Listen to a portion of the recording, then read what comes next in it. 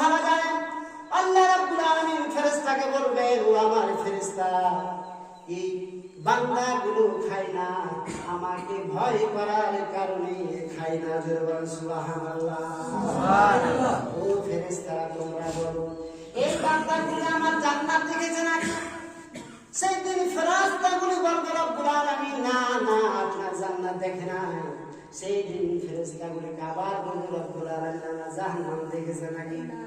সেই দিন ফেরেশতাগুলো বলবে, রব্বুল আলামিন জান্নাত দেখে না, জাহান্নাম দেখে না। সেই দিন ফেরেশতাগুলো রব্বুল আলামিন ডাক দিয়ে বলবে, ও আমার ফেরেশতারা, এই সকল বান্দাগুলি আমাকে দেখেছে নাকি? না, আল্লাহ আপনাকে দেখে না।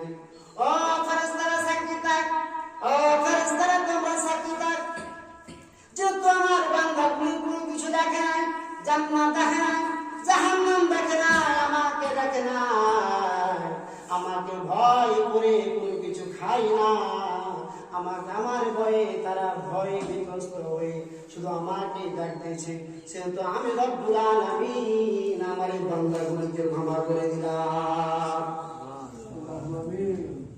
আল্লাহু আকবার বলতে ইচ্ছা হয় না? শোনেন, একটা আপনাদের কথা বলি। ইফতারি করার সময় খাবারের প্লেট নিয়ে সামনে দোয়া করবেন। রাসূল সাল্লাল্লাহু আলাইহি ওয়াসাল্লাম বলছেন, যখন কোনো ব্যক্তি ইফতারির প্লেট সামনে করে নিয়ে দোয়া করে, তখন আল্লাহ পাক সেই দোয়াগুলো কবুল করে নেয়। বলেন সুবহানাল্লাহ। সুবহানাল্লাহ। দোয়া করবেন তো ইনশাআল্লাহ। বলেন ইনশাআল্লাহ। ইনশাআল্লাহ। সম্মানিত উপস্থিতি, আমরা দোয়া তো করি না, আগে তাড়াহুড়া করে খেতে পারলে বাঁচে নাকি? প্লেট সামনে করবেন, এরপরে দোয়া করবেন আল্লাহর কাছে। যখন আল্লাহর কাছে যখন দোয়া করবেন, বিশ্বাস করেন, তখন আল্লাহ পাক খুশি হয়ে যায়। সুবহানাল্লাহ। এখন এই রোজা কাকার জন্য, রোজার উপরে যে বুঝতেছেন, এখন এই রোজা কাকা আল্লাহ রাব্বুল আলামিন বললেন হাদিসে কুদসিতে, ওয়াসসাউমি লি ওয়া আনা আল্লাহ রাব্বুল আলামিন বললেন, ও দুনিয়ার মানুষেরা, ওয়াসসাউমি এই রোজাটা আমার। ও দুনিয়ার মানুষেরা, এই রোজাটা আমার, এই রোজার প্রতিদান আমি রাব্বুল আলামিন নিজ হাতে দেব।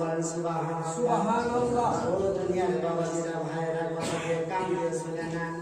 যখন কোনো কোম্পানিতে মালিক যদি বলেন, ও আমার জিএম ভাইরা, আজকে কর্মচারীদের বলে দাও, আজকে তোমরা বেতন দিতে পারবে না, আমি মালিক নিজে আজকে কর্মচারীদের বেতন দেবো। সুবহানাল্লাহ। সুবহানাল্লাহ। আচ্ছা, মালিক যদি বলে আমি নিজে আজ কর্মচারীদের বেতন দেবো, কর্মচারী খুশি না বেজার? খুশি। কথা বলেন না? খুশি।